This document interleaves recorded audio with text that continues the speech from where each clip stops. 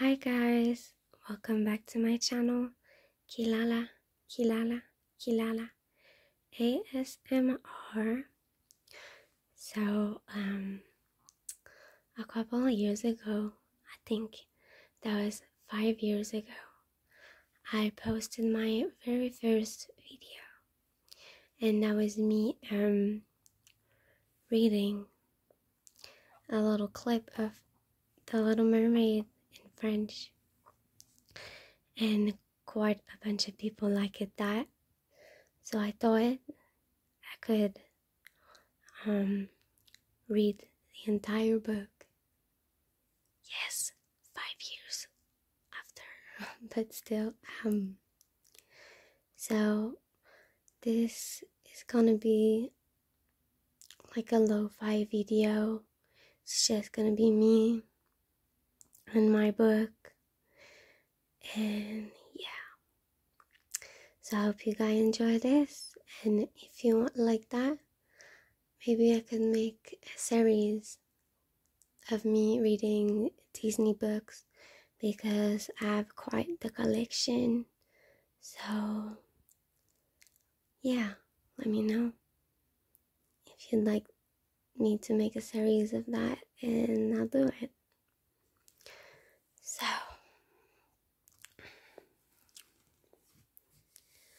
this book is quite old, so it's kind of like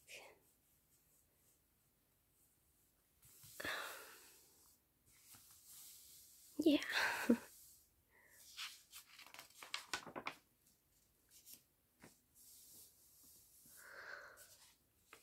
La petite sirène.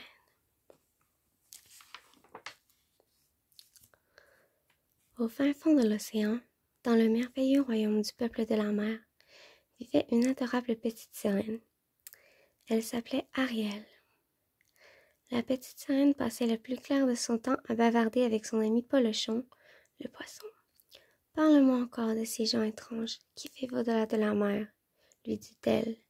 « Eh bien, avant tout, dit Polochon, ces gens-là n'ont pas de nageoires, ils n'ont pas de queue non plus. Ils ont des jambes. » Ariel gloussa. Elle n'avait jamais entendu parler d'une chose aussi ridicule.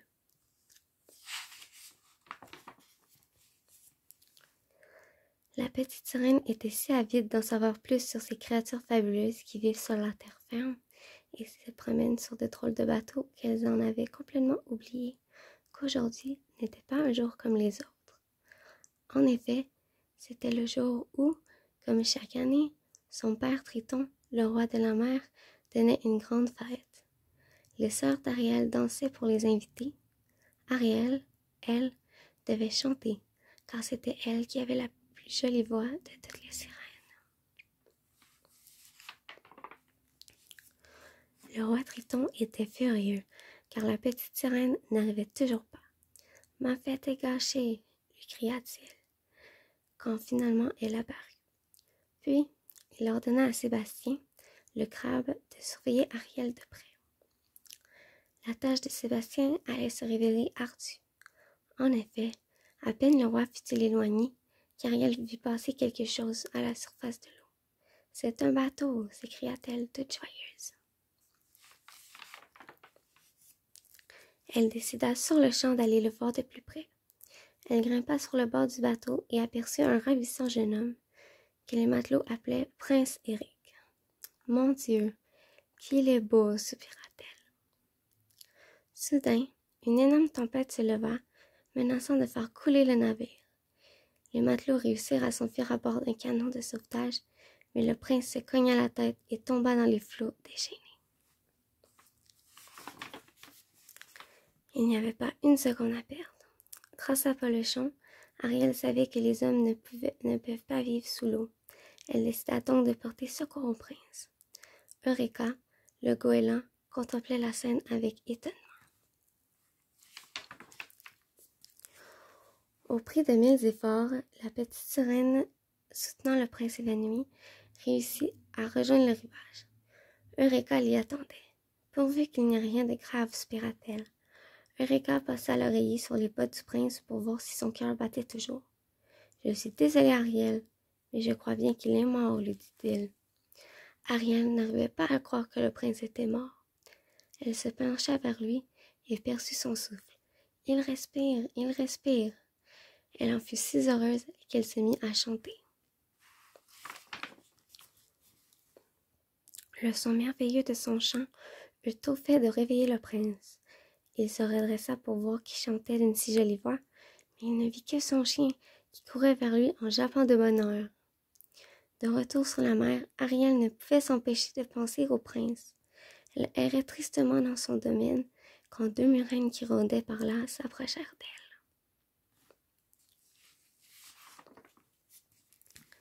« Viens avec nous, ma chère enfant, lui dit une des murènes d'un ton hypocrite. Nous allons te présenter quelqu'un qui pourra certainement t'aider. » Comme par magie, Ariel se retrouva aussitôt dans la grotte d'Ursula, la sorcière de la mer. « Je suis d'accord pour t'aider, dit la sorcière, mais à une condition. Je vais te procurer des jambes, reprit la sorcière avec un sourire fielleux. Et toi, tu vas essayer d'obtenir un baiser du prince.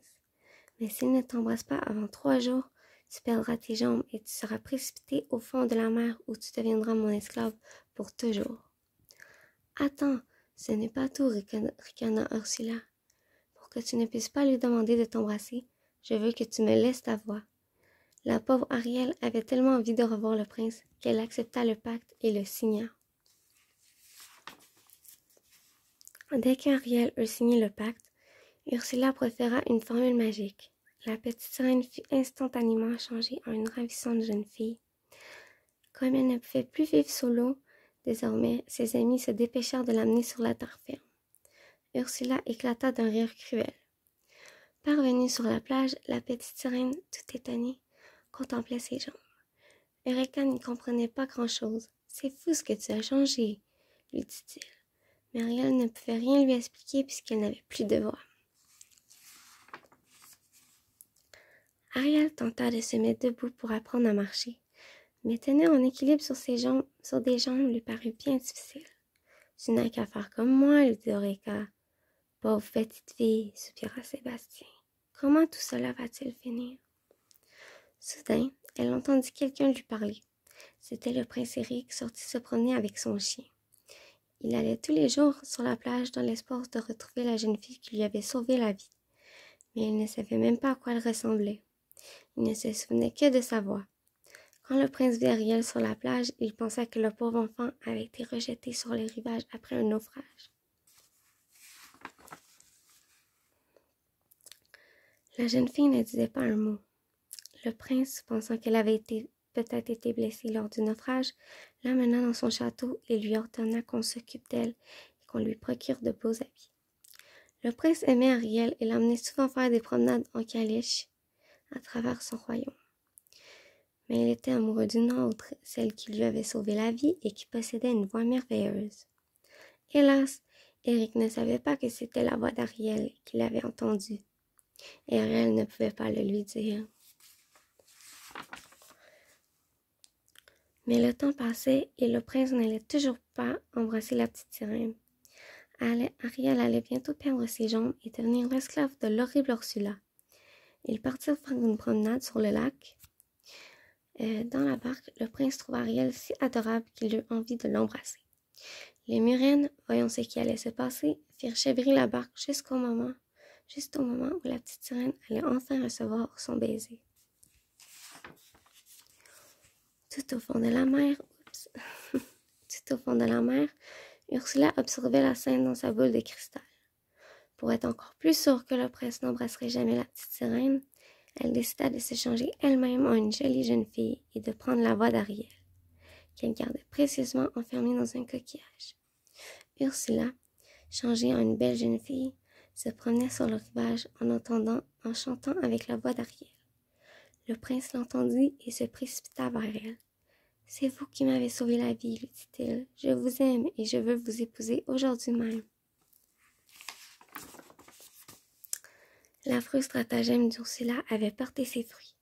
Le prince Eric allait l'épouser le jour même sur son bateau. Ursula se regarda dans un miroir, se vit telle qu'elle était en réalité, vieille et monstrueuse, et éclata de rire. Eureka, qui passait par là, vit lui aussi la vraie Ursula et comprit tout.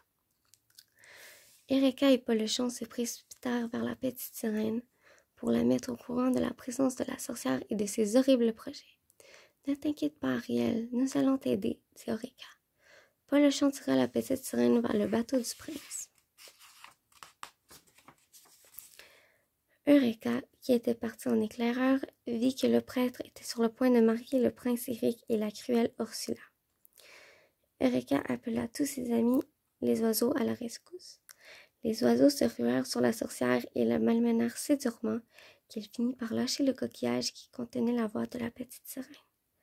Ariel récupéra sa voix aussitôt et cria à Eric de se méfier d'Ursula et de ses maléfices. Mais il était trop tard.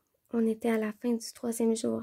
Eric n'avait toujours pas embrassé Ariel et la petite sirène perdait ses jambes. Ursula, redevenue vieille et horrible, empoigna Ariel et l'entraîna dans les flots. « J'ai réussi, hurla-t-elle. Mais Eric avait retrouvé celle qui lui avait sauvé la vie. C'était lui à présent qui devait lui porter secours. Attrapant un harpon, il plongea dans l'eau et le lança avec une force surhumaine pour tenter d'atteindre la sorcière. Mais Ursula n'avait pas dit son dernier mot. Elle s'enflait de colère, conflait à en devenir gigantesque. Elle battait la mer de ses tentacules, espérant ainsi pulvériser le prince et la petite sirène. Eric serrait Ariel contre lui pour tenter de la protéger contre la fureur d'Ursula. Le courageux jeune homme eut alors une idée. Il nagea à toute allure vers son bateau, se hissa à bord, empoigna le gouvernail et fit faire demi-tour au bateau. Ursula s'imaginait que le prince allait prendre la fuite, mais, à sa grande surprise, elle vit tout à coup le bateau foncer droit sur elle. Du mât de son bateau, Eric visa la sorcière, l'atteignit en plein cœur et la tua. L'affreuse sorcière était anéantie. La seule chose que souhaitait désormais la petite sirène était de retrouver ses jambes pour pouvoir vivre avec son prince dans son château. Son père, le roi Triton, voyant que son amour pour le prince était profond, eut pitié d'elle. Il usa de ses pouvoirs magiques et lui rendit ses jambes. La petite sirène fit ses adieux à son père et à Sébastien. « Elle va me manquer, » dit le roi Triton à Sébastien. « Mais je sais qu'elle sera heureuse. » Et il avait bien raison. Le prince Eric et la petite sirène se marièrent et vécurent heureux jusqu'à la fin des temps. So, that was a little story. I hope you liked that, and I'll see you next time.